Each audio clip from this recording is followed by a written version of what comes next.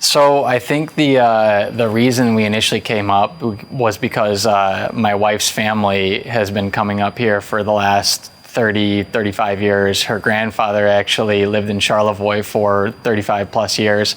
So we've been coming up here for 10 plus years.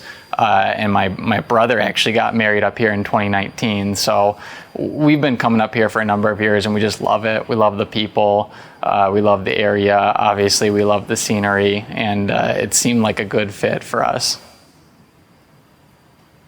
So my name is Nicholas Coriasso, and I'm an interventional cardiologist at McLaren.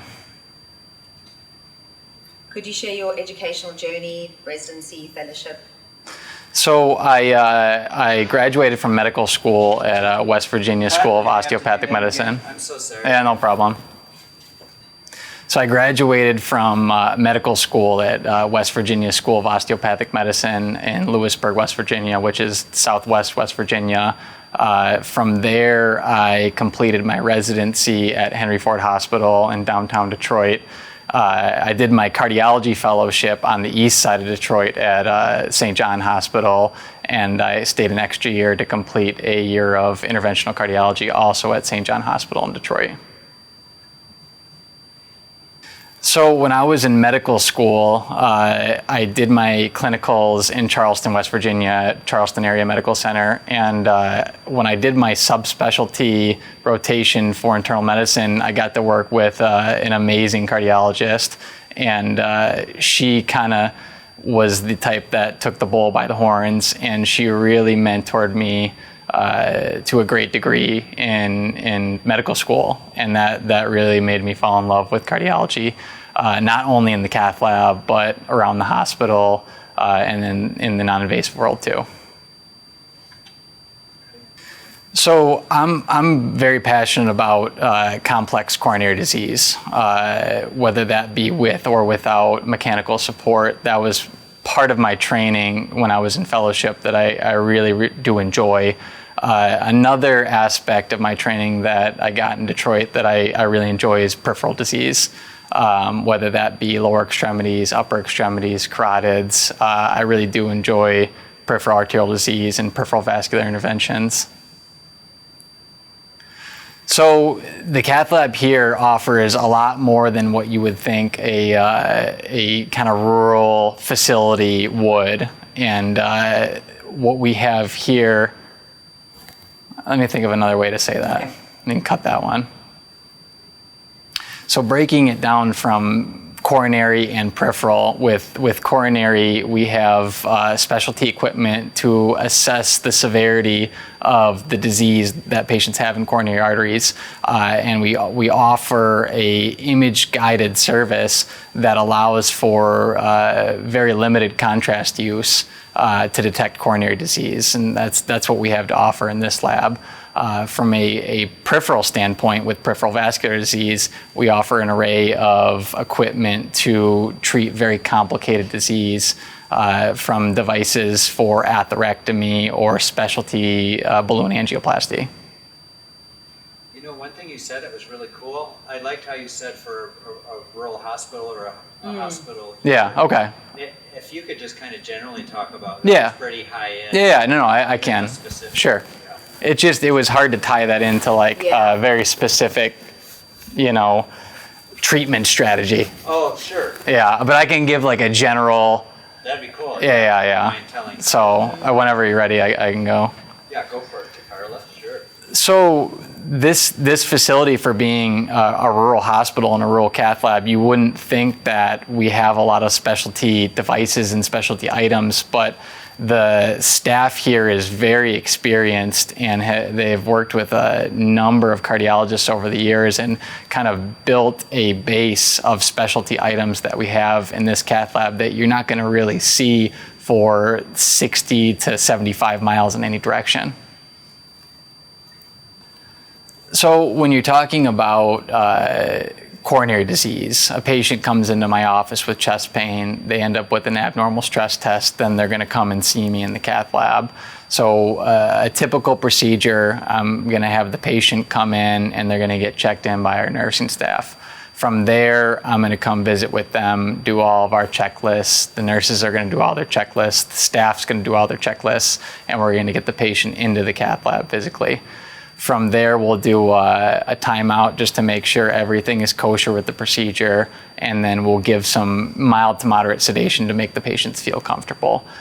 In most instances, we're going radial first, so we're limiting the amount of femoral catheterization that we're doing in the lab, and that's going kind of across the nation. So generally for left heart cath, we're going to get radial access, and if it's just a diagnostic procedure, sometimes it can be as short as 15, 20 minutes for the whole procedure. Now, of course, if you're going to have to intervene and put a balloon and put a stent in, that's going to be a bit longer, but generally doesn't exceed more than an hour and 30 minutes. From the time that's completed to the end of the procedure, usually what will happen is the patient will be coming down from sedation, and we'll remove the sheath. And generally for the wrist, we're going to put a pressure bandage on, and that's really the only major discomfort that the patient will have throughout the whole procedure. From there, they'll go to the recovery area, where usually they'll wait about 3 hours to get the band off and to just get a little post-procedural hydration with IV fluids. And 9 times out of 10, the patients will walk out of the hospital same day. So I had a patient, now it's been a few months ago, that luckily for him, he came into our emergency department at the right time, and I happened to be on call that day. And he was very, very sick when he came in, and they actually had called me when he was in triage. So I rushed up there to see him in triage really as they were checking him in, and he was having a massive heart attack complicated by cardiogenic shock. So luckily for me, this staff is incredible. So they were all prepared to handle this very complicated situation. We rushed the patient down to the cath lab. We put a specialty heart pump in to help with the cardiogenic shock, and we ended up putting stents in his left anterior descending artery, which was occluded at the ostial branch just near his left main coronary artery. With the pump being in place, I was able to do all this while maintaining his pressures, maintaining his hemodynamics, and he ended up doing very well procedurally, despite the fact that he was very, very ill. From the end of the procedure, he went to the ICU, and he stayed in the ICU for a few days. We got his heart pump out about a day and a half later, and he tolerated that very well. When I saw him in the ICU after we got the heart pump out, his wife had asked me, she said, we live in a 2-story house. Do you think he's going to be able to walk up to his bedroom because it's on the 2nd story? And I looked at her and I said, I just hope he can walk when he leaves the hospital. And sure enough, he got better and got better and got better. And I think he left the hospital only after 5 or 6 days being in the hospital, which is pretty remarkable. And I saw him in the office 2 weeks later, and he was dressed up in a full suit with a watch on and his rings on. He walked in no problems, and him and his wife both gave me a hug. So that was a pretty remarkable recovery from how ill he was when he came in.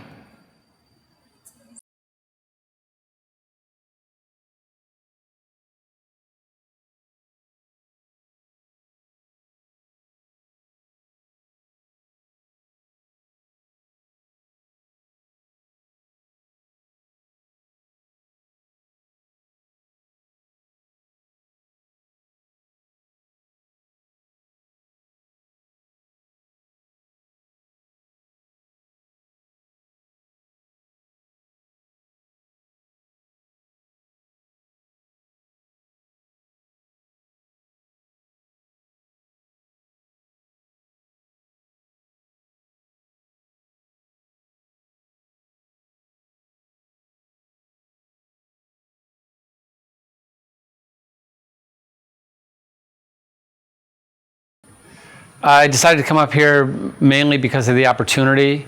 It's a hospital with a great reputation for cardiology historically. And there was a lot of pathology in regards to the coronary disease, patient selection, variability. as well as my father is retired up here. So I decided to get a chance to spend some time with him and, pursue my career. So the region, I can talk more about that. In particular, the lifestyle was attractive with the landscape in terms of the hiking, the biking, the golfing, the skiing. So it was a community that we wanted to be a part of, a smaller community, not a lot of commute, not a lot of traffic, with an emphasis on lifestyle and health. So I'm Dr. Todd Michael James. I practice interventional and general cardiology here at Northern Michigan Medical Center. I think, is that what it's called? My name is Dr. Todd Michael James. I'm an interventional cardiologist and general cardiologist here at McLaren Northern Michigan Medical Center.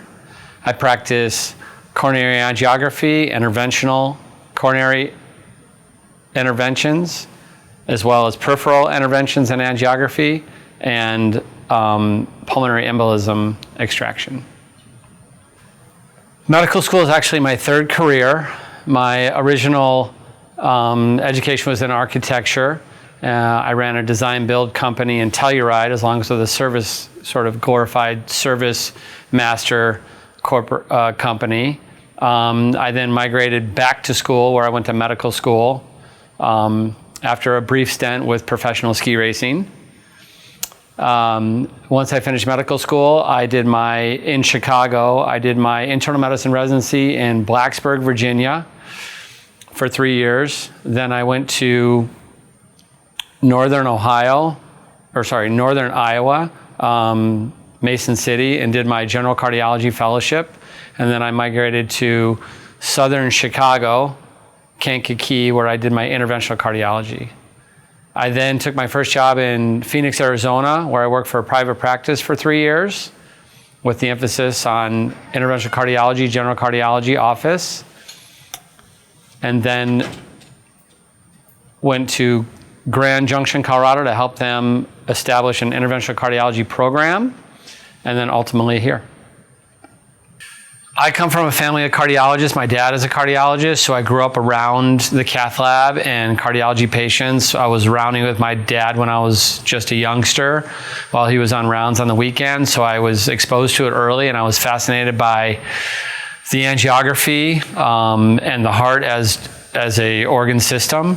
Ultimately, when I was in residency, I sort of gravitated towards reading EKGs and hanging around the cath lab just to see what was going on. It was the most dynamic organ I could see. They were the smartest doctors. They were the most educated. And they did the most interesting procedures with the most immediate results. Ultimately, that's what I decided I wanted to spend the rest of my life doing, and pursued it from there. Northern Michigan McLaren Northern Michigan has historically, the Burns Clinic and the hospital before had a very, very good reputation for a strong, robust cardiology program, secondary to the patient population. It was considered a center of excellence, very academically based with research. So I'd heard about that and known some doctors that had practiced here. So initially that was a draw.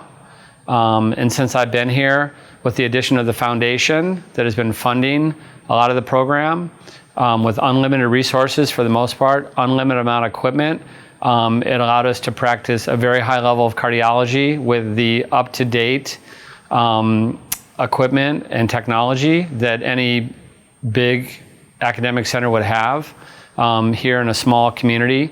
Was unmatched in my search. So I do coronary angiography, I do interventional cardiology, which is putting stents in coronary arteries. I do peripheral angiography, as well as doing angioplasty of lesions in the periphery, which would be the legs and the arms. And then I'm doing pulmonary embolism thrombectomy, which is pulling out blood clots from the lungs.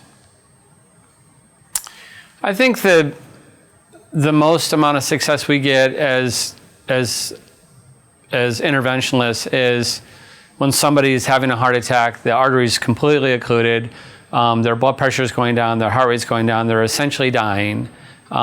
We bring them to the cath lab, we open up the artery, and everything changes. Their chest pain goes away, their blood pressure goes up, their heart rate goes up, they can finally take a breath, and it's instantaneous. So it's extremely gratifying to be able to provide that kind of care that quickly and that urgently with somebody who's that sick. It's also a relief when people come in with what we call angina to the office. We offer them an angiogram with a possible stent. They come down, they have a flawless procedure, and then they come back to your office thanking you because they don't have chest pain anymore and they can get back to their life and do the things that they were used to doing before. So those types of stories are what get me up in the morning and get me motivated to come to work. So in a community like this, where there's an older population, the acuity of their sickness is a little bit more, their hearts aren't as strong. So the ability to have the state-of-the-art technology allows us to work on older patients who are sicker, safer. Other facilities don't have the opportunity for this equipment, and these patients have to go to tertiary centers, whereas we can take care of them here with the assurance that the procedure is being done safely with the right amount of support. I think the most important thing to understand as patients is cardiology is a team sport, so to speak, where they are just as much responsible as we are.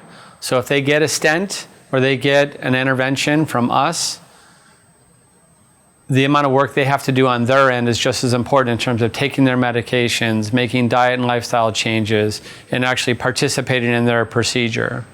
It's not something that we do to them, it's something that we do with them. And the better a partner they are, the better care and the better health they'll have. My name is Dr. Todd Michael James. I'm an interventional cardiologist here at McLaren Northern Michigan Hospital, specializing in interventional cardiology and general cardiology. Perfect. Thank you. Nailed it.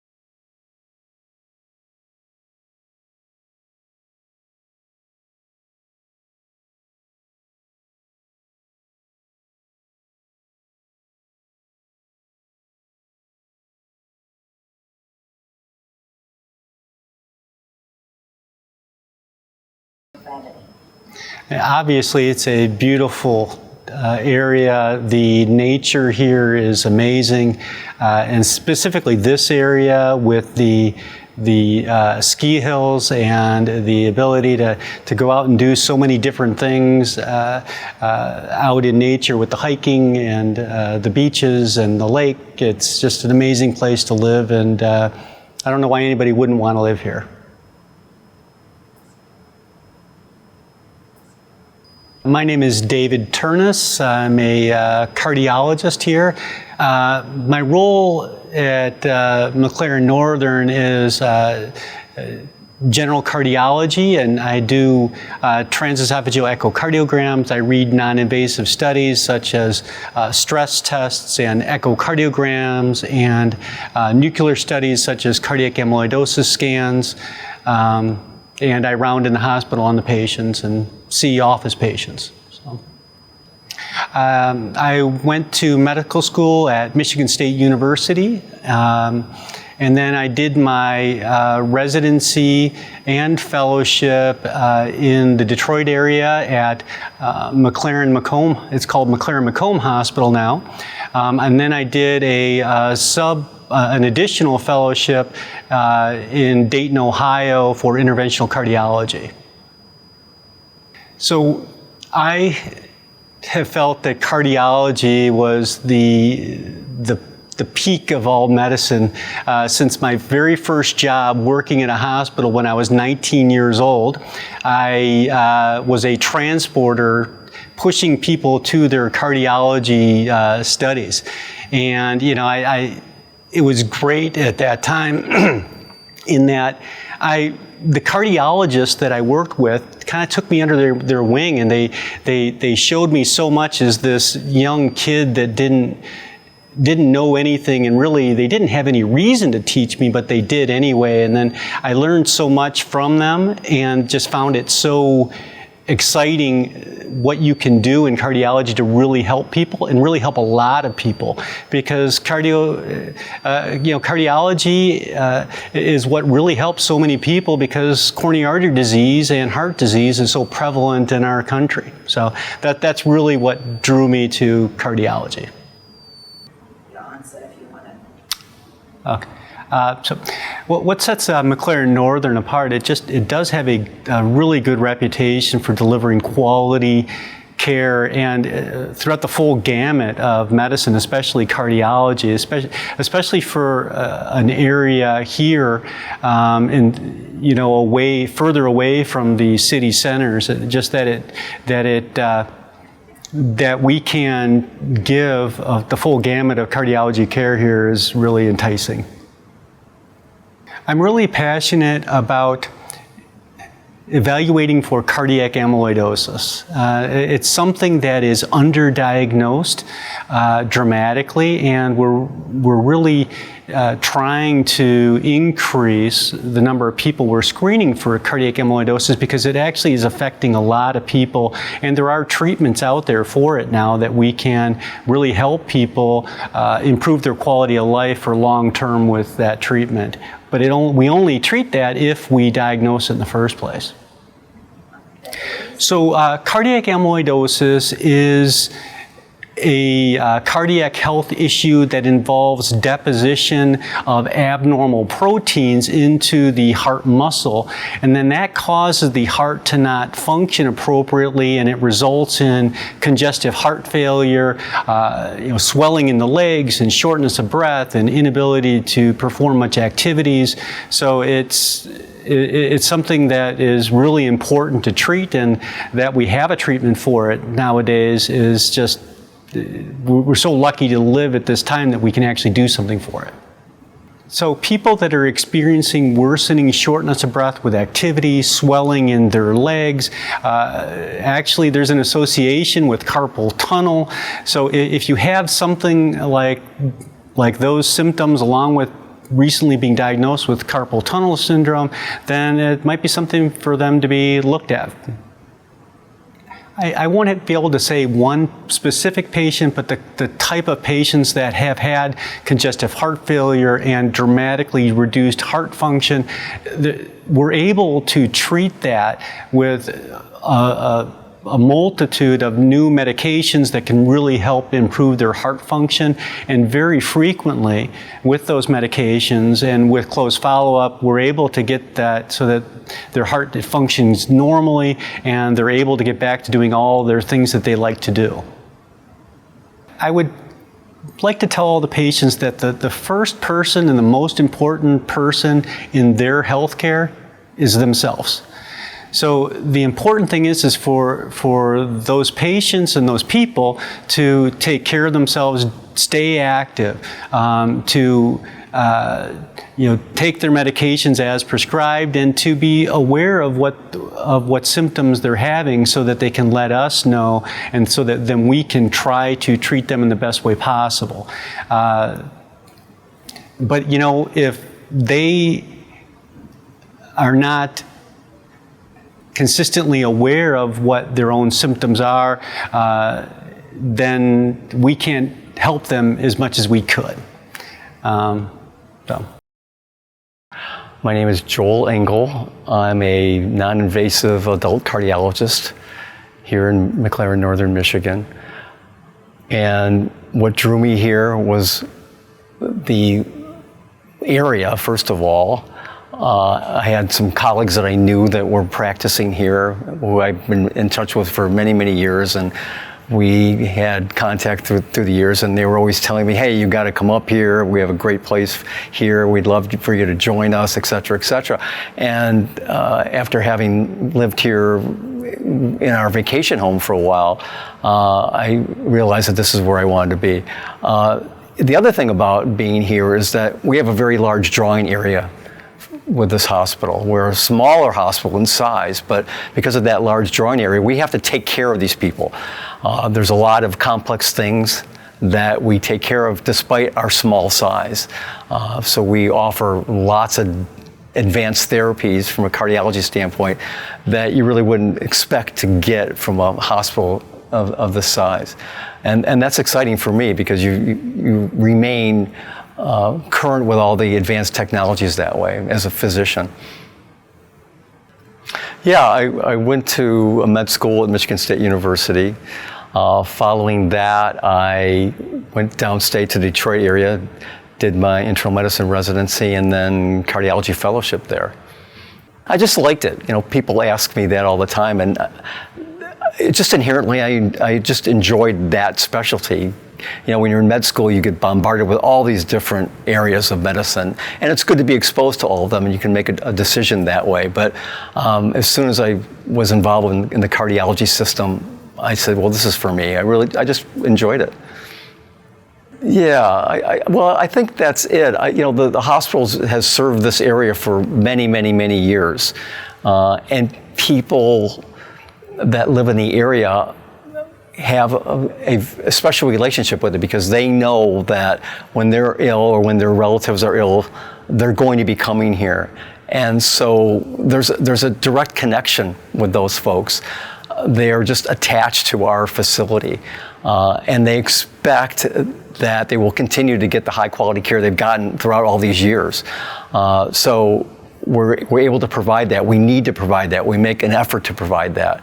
If we were in a larger city, there would be other more tertiary centers, as we term them, that would be providing that kind of care that we really wouldn't have to do ourselves. But because we're the only shop in town, as it were, we have to make certain that we can provide that. And that's what we do. I think a couple of different areas. There have been a lot of advances over the last just few years with injectable medications that have really revolutionized the treatment of, say, lipid therapy, hypertrophic cardiomyopathy. A real hot topic these days is amyloidosis and the treatment. There have been drugs that have been developed recently that have really revolutionized that care. And the other area that I think has been very special is the percutaneous or minimally invasive treatment of valvular disease. We offer all of that here, and it's been a huge advance because people can recover so much easier with those kinds of therapies available. And really, as I said before, with the drug therapy, they are just so good compared to what we had in the past that it's just amazing the kind of results we get these days. And I think that's really going to become even more special as we move forward because with artificial intelligence, et cetera, there's going to be a lot of these things developed that are just on the horizon. We're involved in a lot of trials here in research at McLaren Northern from a cardiology standpoint, so we're always exposed to that, and as a result, a lot of our patients are eager, and if they're not so eager, they're at least willing to become part of our trials, and that helps a lot. So these are part of worldwide trials that we're involved with. So I'm heavily involved in the research aspect of things. There's some of us are principal investigators, others are secondary investigators, but yeah, most of us are involved in some way, shape, or form with the research that's going on. Yeah, I remember this is several years ago. We had a patient who needed a new mitral valve, and they had already had a valve surgery before, so they already had an artificial valve that was implanted many years that degenerated and was failing, needed a new one. And we told this person that, you know, we can do this here, It was another advanced therapy. He had had some exposure with the hospitals down Ann Arbor, Detroit. He says, well, you know, I know that this is sort of a new horizon for everybody. Maybe I need to go down there. And we said, well, you can do whatever you want to do, but believe me, we can handle this here. And he finally said, you know what, I'm going to let you do it. I think we just instilled some confidence in him. He trusted us, he believed in us. We did the procedure, very routine, very quick, and it really kind of changed this guy's life in terms of any of the symptoms that we were able to relieve for him. He was so super grateful, and it was just a heartwarming story for not only him but us, because everything just went so well. And we kind of convinced this guy, look, we can do that. Well, you know, we all have our interests, but we certainly have subspecialists that do certain work that maybe somebody else doesn't do. And so we have those team players that are around. They are very, very willing to get involved with these patients' care. They like to do that, especially if they're sort of a complex case, because it's more fun that way. You know, we all take care of sort of the, I don't want to say mundane, but the common things happen commonly. But when the things that aren't so common happen, it's fun to get involved in that. And so we have several different subspecialists in cardiology that are available to us right here on staff that we can go to and say, hey, this is a special person, this is a special case, this is a special problem, what are your thoughts? And it's great to have that backup, because nobody can know everything. Sometimes people that we meet for the first time have never had a problem with their heart. They are new to this journey, and they really never thought they'd have a problem with their heart. It's all brand new to them. So we need to educate them. And we may be starting from absolute scratch, from zero. And a lot of times we are. And you know, if you've had a serious heart issue, it's scary. It's very, very scary for people to go through that, especially if they need to, say, have surgery or an advanced procedure. So we need to help them get through that journey. Part of the journey is getting better, is rehab. And of course, we have cardiac rehab here. And we offer that to everybody. Everybody really, we'd like them to become involved in that and take all that information that they derive from having cardiac rehab home with them after they, quote unquote, graduate from the program, so that they can remain healthy. You learn a lot in cardiac rehab. But I know just personally myself, I'm always harping on things that people need to do to remain healthy, and it's really pretty easy. Diet, exercise, taking your medications, listening to your body, getting fit, making sure that you stay in touch with your doctors, whether it's me, one of my associates, or even your primary care provider is very, very helpful as well. You know, it doesn't stop there. So those are a lot of kind of the things that we emphasize with folks. So, yeah, my family and I were on a vacation. This was probably close to 20 years ago, and we had really never been to this area, so we were here, and we just loved it. It was just beautiful. It was just really what we all enjoyed. And after the vacation, my wife and I were talking, and said, you know, we really need to have a place up there. So to make a long story short, we ended up buying a vacation home, spent a lot of time up here. Of course, I knew several people that were in the practice here, and they were telling me, look, you know, you love it here. Why don't you think about just moving up here and becoming one of our associates? And, you know, initially I kind of put it in the back of my mind, because we were well situated where we were, but over time that idea really took hold, and it really sounded like a great opportunity. And when an opportunity did arise where I could join the group, I just went for it and never looked back. Love it up here, love working here. I can't imagine being anywhere else. It's just a wonderful place to live and work. Well, I had the opportunity to move to Michigan. As my daughter got into the University of Michigan, I was looking to establish, you know, a home here. I'd grown up in Central Illinois. I was raising my kids out in Central Illinois, and we elected to make a move. I was looking for more work. I was looking for a better quality of work. I was looking for an enjoyment in my practice, and I feel like I found it here in Petoskey, Michigan. I've enjoyed the ability to branch out into the coronary realm, the peripheral realm, but also being able to start doing some TAVRs and valve replacements and delving into the structural heart fields of cardiology. So this place has given me an opportunity that I can't forget. I'm greatly appreciative of it. For me, it was special for the opportunity for growth. Moving from central Illinois to up here allowed me to expand into the structural field. I was able to continue my involvement in the coronary field, fixing legs and coronaries in particular. But up here, I was able to start doing more cases with structural heart disease. Doing TAVRs or aortic valve replacements through the groin really was a huge lure to come up here. Once we came up here, we saw the beauty and the benefits of this area. It's a hospital that's well situated, well located. There's a significant number of people that are in need of health care, and I think that coming up here, I'm able to provide care to people that truly need it. Then, in addition, I also feel that there's a personal satisfaction I have living up here just by the outdoor activities that we're able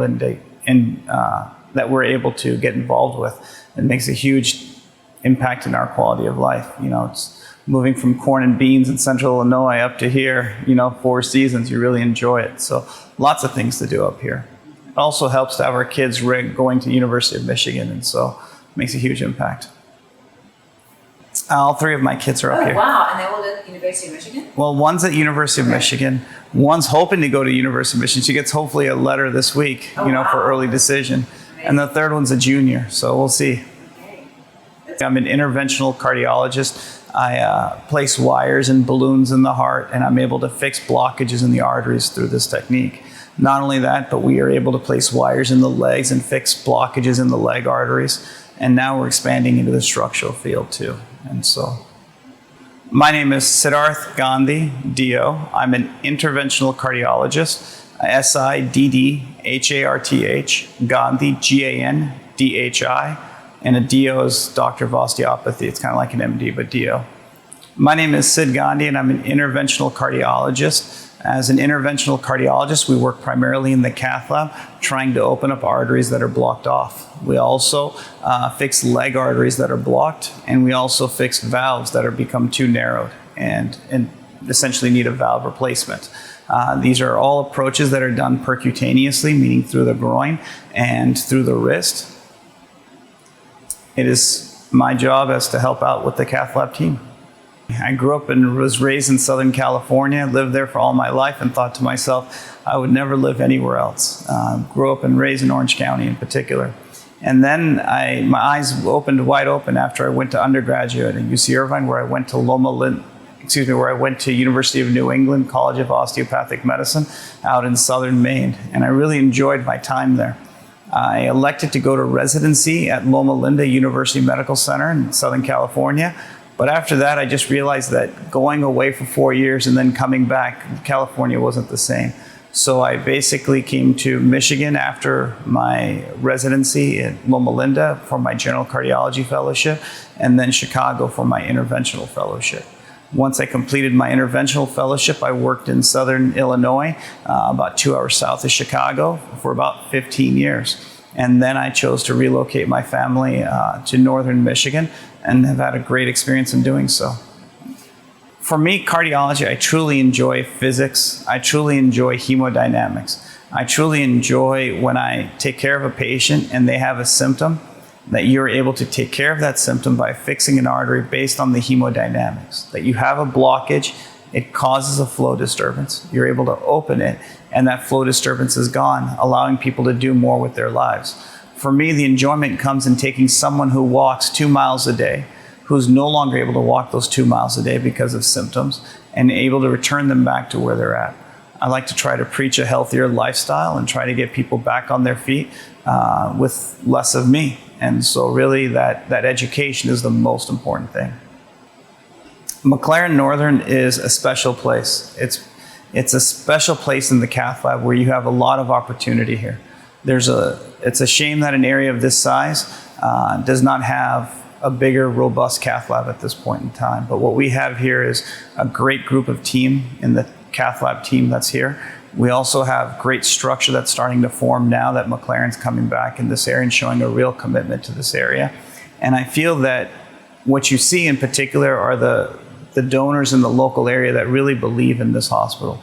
And they feel that spending into the cath lab, allowing us to have a new cath lab being built in 2026, allowing us to have the latest and greatest technologies like shockwave and also Impellas and CPs and RPs, all these different devices that are in the cath lab just allow us to be better off. And so really the access to the greatest tools in this area to provide great care is really the benefit of working up here in northern Michigan.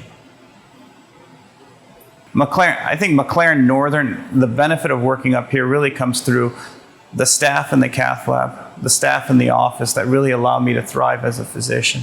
But more importantly, I see a lot of support from donors in the local area providing some of the greatest technologies, having access to shockwave, having access to OCT, having access to IVUS, having access to all the greatest technologies in the local area that many facilities don't have access to, really makes a huge impact in how we treat patients. And for that reason, I'm grateful. And I think for that reason, you're seeing a lot of people showing a commitment to this area. We've hired 2 interventional cardiologists last year. We have another 2 that are coming in the next, we have 1 that's definitely coming next year, and we'll hopefully have a second. And so we'll see. I think as this program gets busier and stronger, you'll see the benefits in the outlying communities in particular. I'm actually passionate about all of cardiology. You know, the enjoyment in cardiology comes really when you take care of a patient from the beginning to the end. When someone comes in with a group of symptoms, you order a test, you're able to diagnose their symptom, then you're able to do the procedure to relieve their symptoms, and then you see them in the follow-up, trying to explain to them what they experienced, how they're doing better, and getting them on the road to recovery. For me, that is the one thing I'm very passionate about with cardiology. Whether that's because I place a pacemaker in someone, or I do a peripheral intervention on someone, or it's a coronary intervention or a valve replacement, it really doesn't matter. What matters to me is that the person feels better after that procedure, that they're able to do more, and they're able to get more out of their life. That's the most important thing.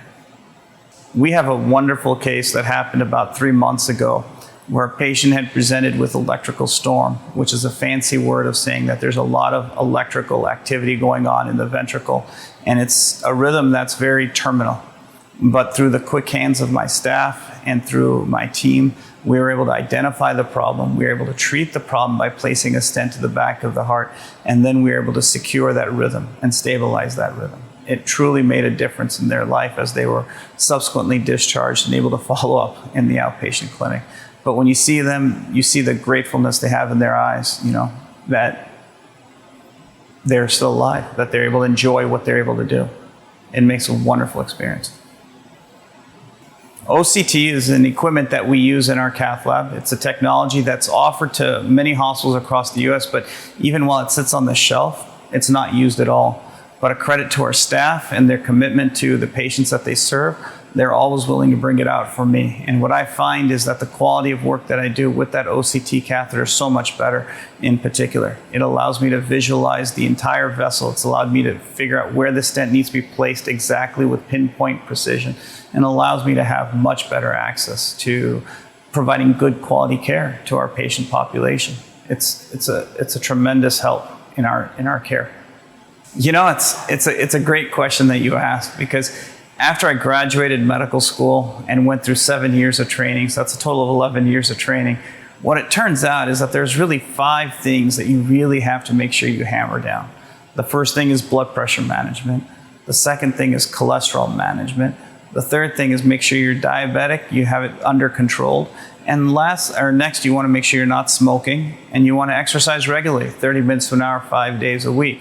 Obviously, that doesn't make your risk 0, but if you can keep those 5 things under line, you can be very much less than 1 or 2% something bad happening to you. And those are pretty darn good odds when you take your responsibility of your care in your own hands. But really controlling those 5 risk factors, your blood pressure, your cholesterol, your diabetes, as well as smoking and your activity level, those are the 5 things that you have to focus in on. They'll make the biggest difference in your life.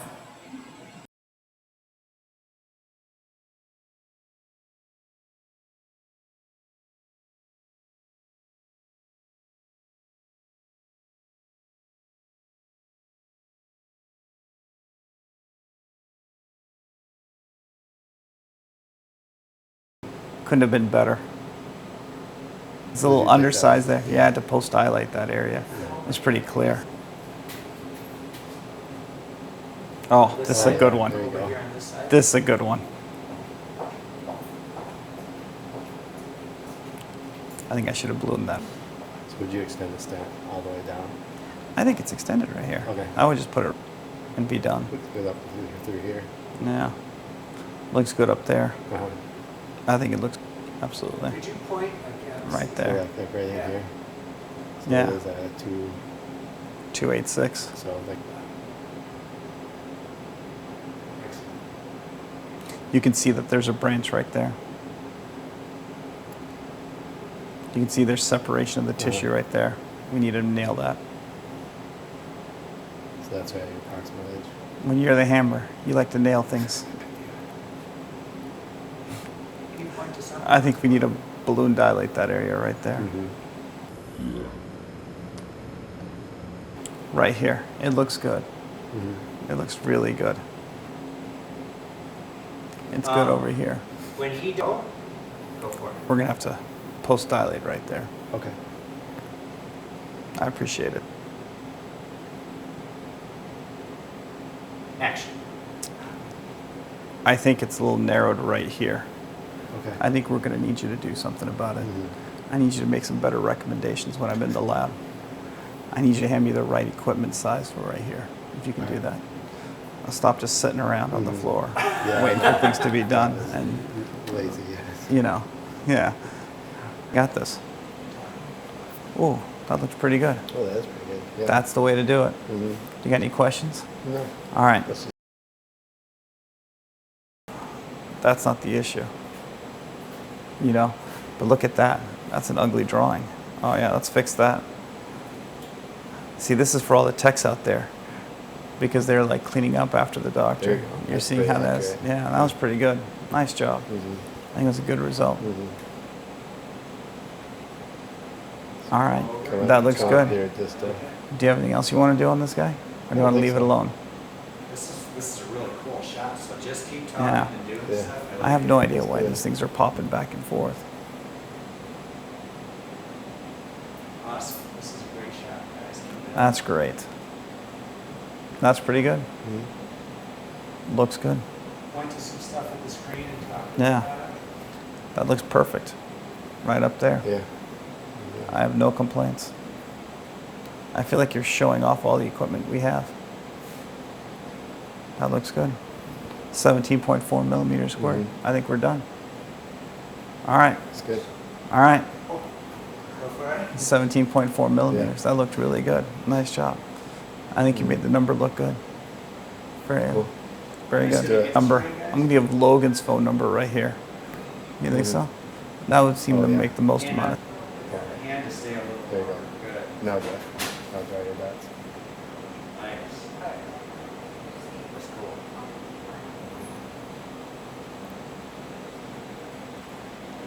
See, I'm always good at pushing buttons. Can we get a hand up there again?